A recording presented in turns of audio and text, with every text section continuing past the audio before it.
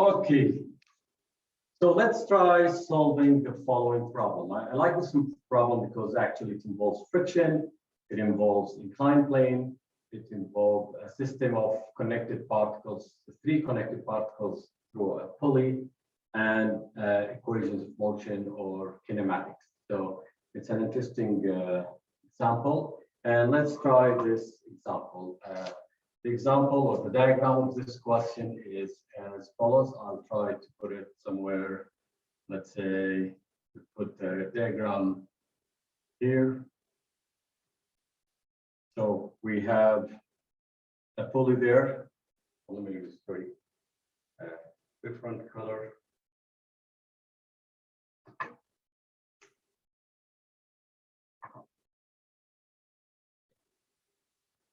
We have a pulley there, as you can see.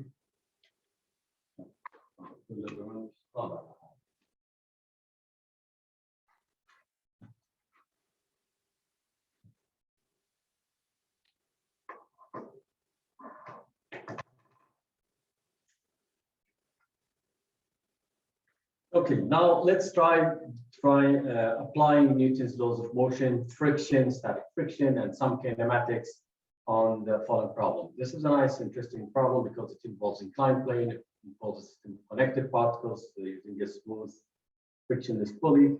It involves friction and forces of tension, normal forces, etc.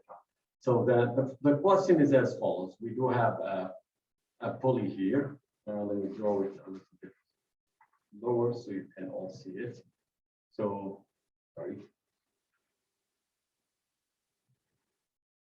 So we have a pulley, and at the same time,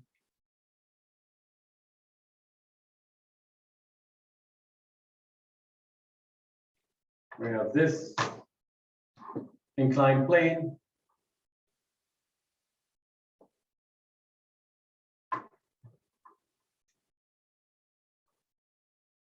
A light and extensible string goes over this pulley.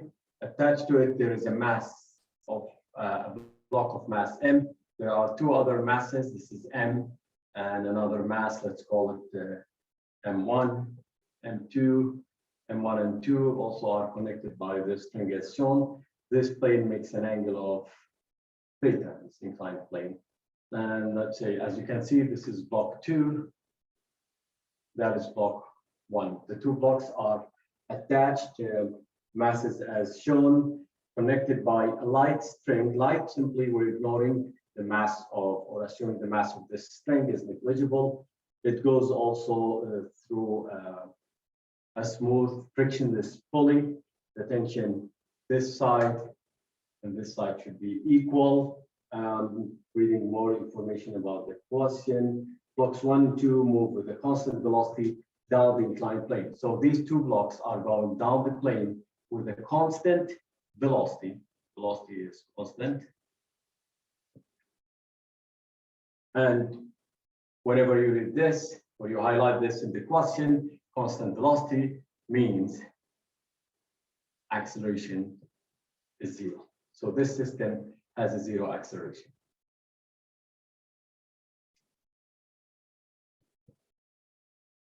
Now, the kinetic frictional forces in block 1 is given. So on block 1, we have frictional force of F on block 1. And also the frictional forces on block 2 is 2F. So 2F is on block 2, as you can see. As we said, the masses are M1 and M2. So first of all, simply, the question is asking us to draw and label all the forces acting on block M1. So that is my block M1. Let's do all the forces acting on M1. As we learned previously, we have this force downward,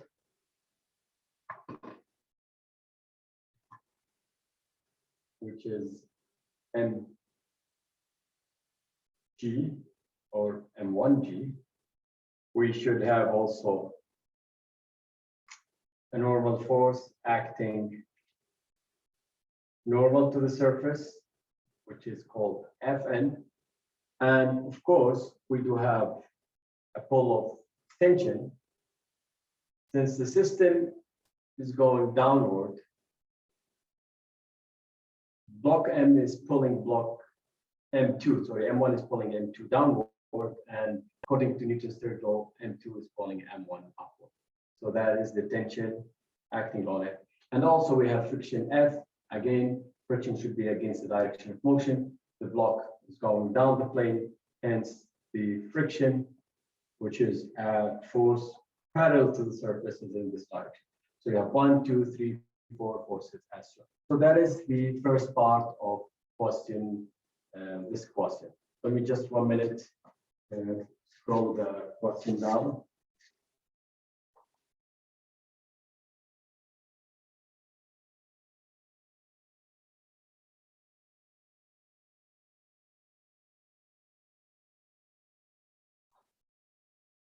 And I'll email you this question, or the whole question, and share it with you by email on our class notes.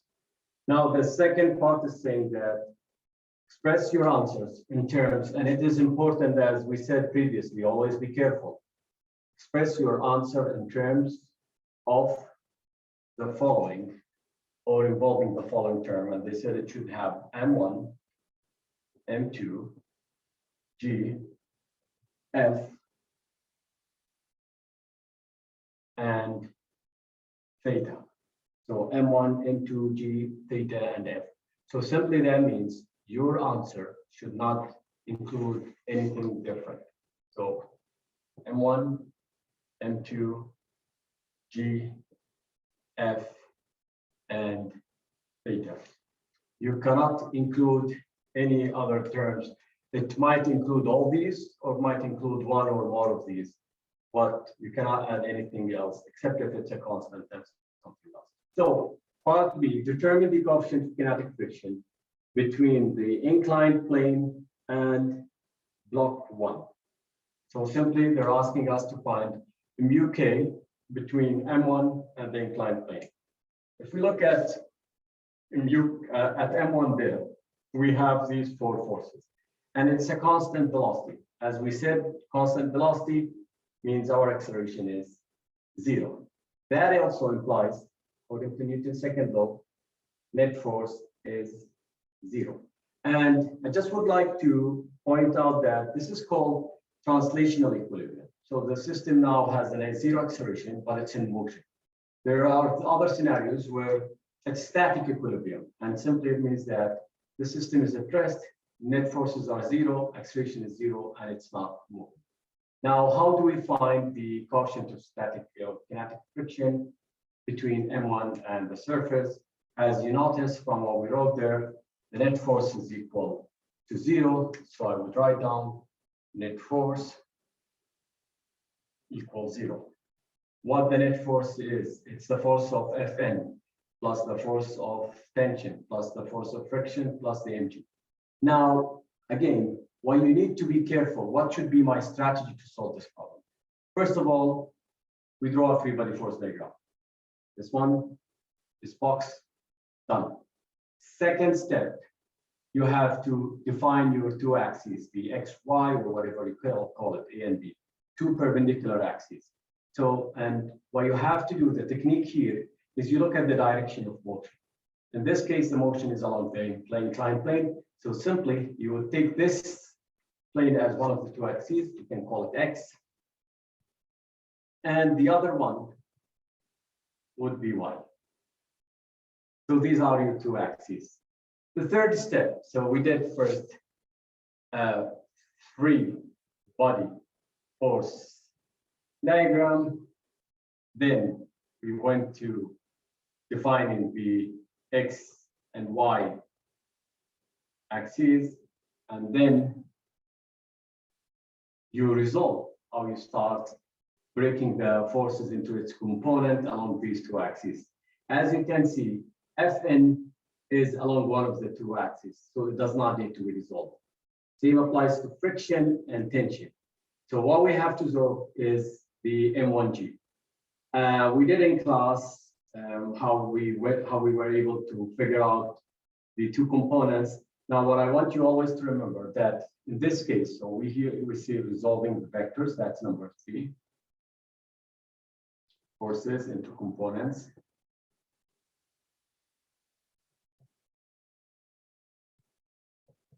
And what I want you to remember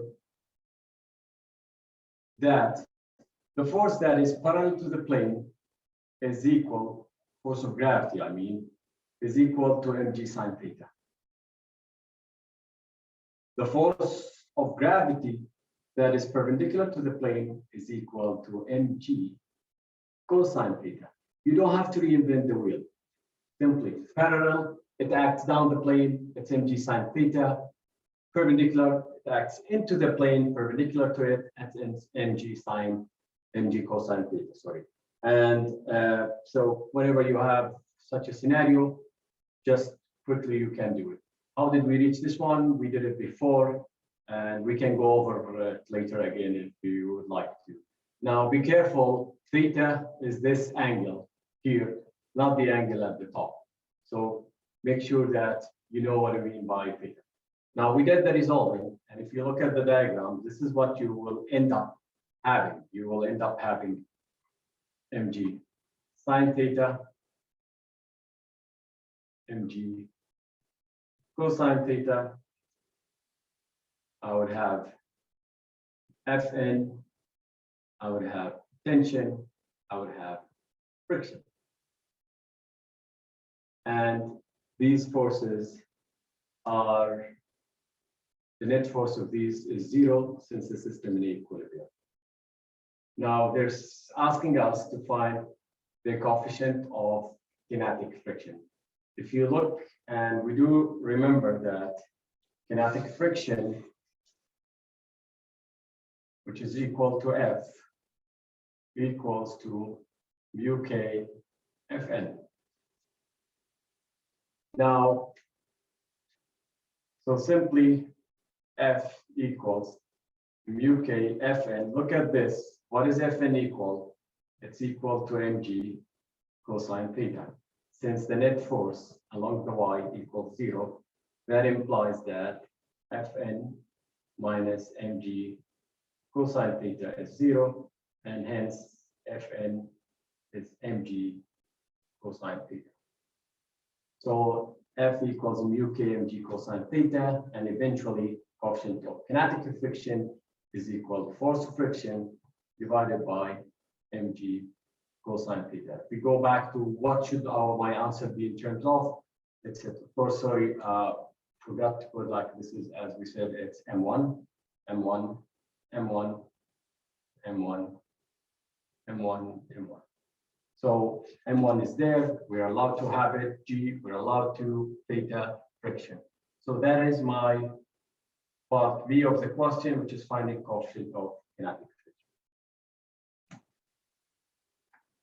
So now let's do part C. Part C is saying determine the value of suspended mass M, simply we mean this mass, the suspended one, that allows blocks 1 and 2 to move with a constant velocity down the plane. So they're asking us to find the value of this mass M. Of course, again, our answer should be in terms of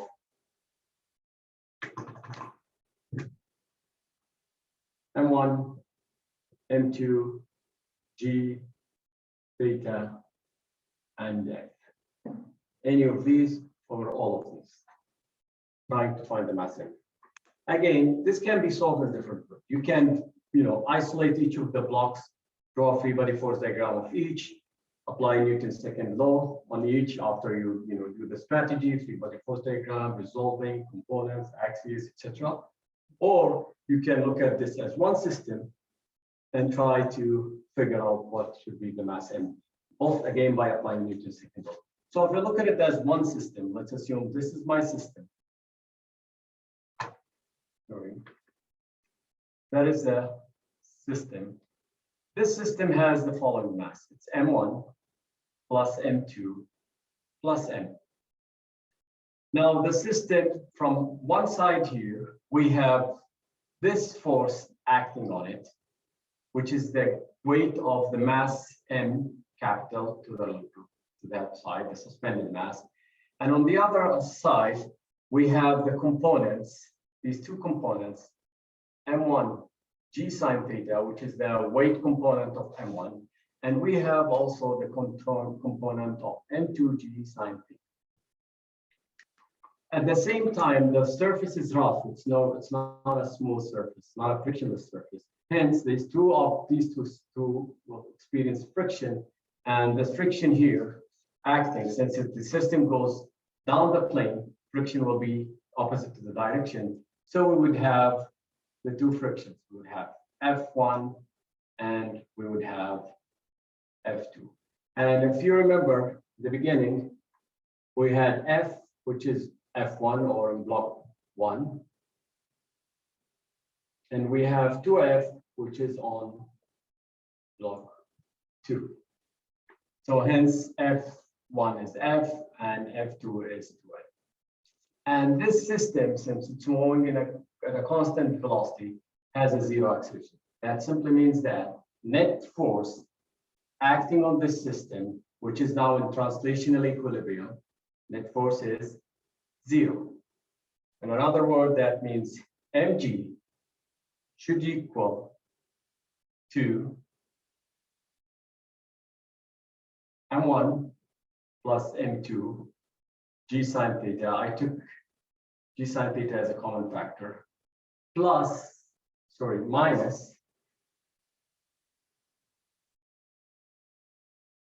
3f, where f1 plus f2 equals 3f.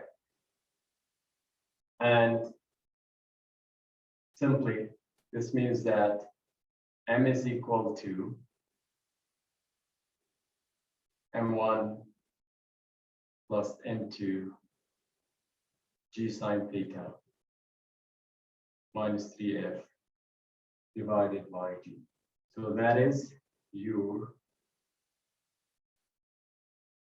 answer to part C. This is the mass, suspended mass. This is how you will be able to find the mass needed to make this system goes at a constant velocity down the plane. Now, part D of this question simply says that this string here, the string between the two blocks, M1 and M2, this one got cut. So there is no more tension between these two. And the question is asking us to find the acceleration of this block, which is called block block 1. So how would you find the acceleration of block 1? That's simply the question. Now, when the string is cut, if you look at if you draw free body force diagram again to block 1, that is block 1, M1. And what do we have here? We have a force of gravity acting downward. We have force of friction backward. We have Fn there, and there is no more tension. So my first step of the strategy is free body force diagram. These are the only three forces. The second one, as we said, we defined x and y, and we did it previously. That is my x, that is my y, because that's the direction of motion. And then we resolve. Again, the parallel of gravity is mg sine theta. The other one is mg and 1g cosine theta. And there we have friction and Fn. Since it's not going up or down along, the y direction of perpendicular to the surface, there is no acceleration here. So the net force along this dimension is 0. And the only motion will be, our acceleration will be along that one. If we apply Newton's second law here, net force equals m1a. What would be the net force? The object is going down, so it's mg m1g sine theta minus F1, which is friction, equals m1a, and hence the acceleration will be m1g sine theta minus friction divided by m1. Straightforward, and that should be my answer for part B. So that's the question, has 4 parts. Drawing a free body force diagram of M1, and then finding friction, and then coefficient of kinetic friction, and then finding the mass, suspended mass M. And the final part is finding the exertion when the string is cut. Now, I want you to think what would happen to the other 2 connected particles. What would it be, this traveling, still continuous traveling at a constant velocity down the plane, M2, or would it go down and slow down and then go up, or would it straightforward go up, or would it stop and stay at rest? So try to think of this part after the string cut, just M1, M2 and M, they're still connected. There's still a system of 2 connected particles, but try to predict how would the motion